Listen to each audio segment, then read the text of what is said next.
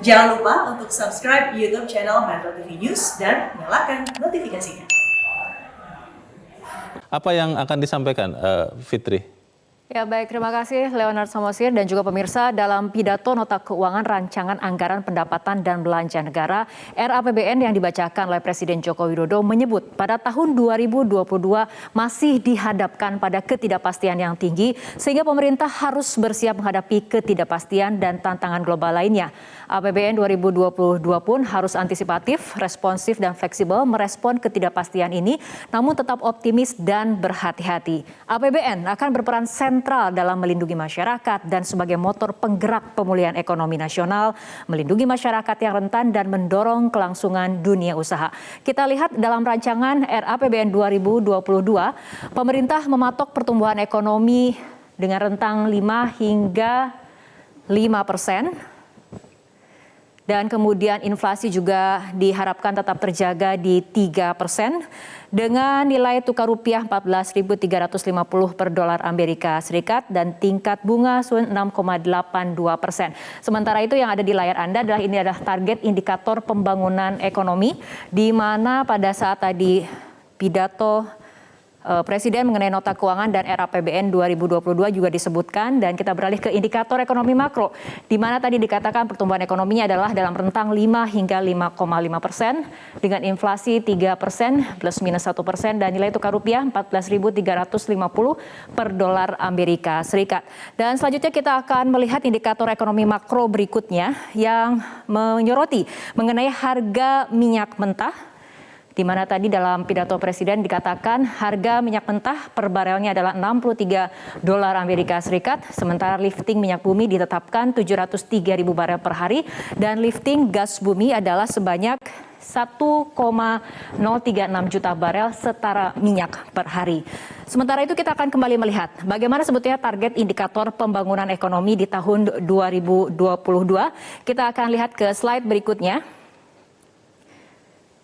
Ya, kita lihat tingkat pengangguran terbuka ditetapkan 5,5 hingga 6,3%, di mana tingkat kemiskinan ditetapkan 8,5 hingga 9%. Sementara itu Presiden Joko Widodo juga menyampaikan mengenai Gini rasio ataupun rasio Gini ada di rentang 0,376 hingga 0,378%, di mana indeks pembangunan manusia berada di level 73,41 hingga 73,6%. Dan pemirsa, di tahun 2022 mendatang pemerintah merencanakan kebijakan fiskal yang tetap ekspansif guna mendukung percepatan pemulihan sosial ekonomi namun juga konsolidatif untuk menyehatkan APBN dengan penguatan reformasi struktural. Pemerintah tadi sempat menyampaikan ada 6 fokus utama dalam kebijakan APBN 2022. Dan selanjutnya kita akan melihat data-data berikutnya yang kemudian tadi disampaikan oleh Presiden dalam nota keuangan dan juga RAPBN 2022. Kita lihat ataupun kita mulai dari belanja negara. Dalam postur RAPBN 2022, pendapatan negara direncanakan 1.840,7 triliun rupiah, di mana ini didapatkan ataupun rinciannya adalah dari penerimaan perpajakan yaitu sebesar 1.506,9 triliun rupiah, sementara dari penerimaan negara bukan pajak atau PNBP yaitu sebesar 333,2 triliun rupiah dan hibah 0,6 triliun rupiah.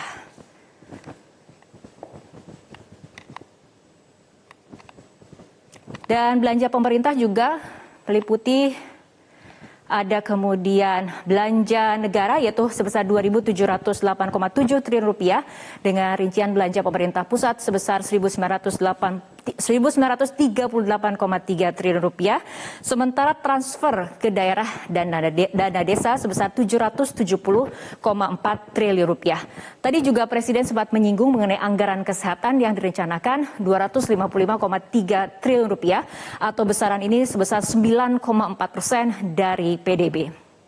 Ekonom dari KOR Indonesia Yusuf Randy Manilet menyebut pandemi COVID-19 dan penerapan pemberlakuan pembatasan kegiatan masyarakat ini bisa berpotensi meningkatkan jumlah kemiskinan sehingga pemerintah harus menyiapkan strategi untuk pengentasan kemiskinan sementara pemberian bantuan sosial dan bantuan UMKM hanya berupa solusi jangka pendek untuk menjaga daya beli kelompok masyarakat menengah ke bawah agar tidak terjerembab terlalu dalam karena pemberlakuan PPKM. Yaitu tadi mengenai indikator ekonomi makro dan juga postur RAPBN 2022 yang tadi disampaikan oleh Presiden Joko Widodo. Dan kini kita kembali ke Leonard Samosir. Silakan Leo.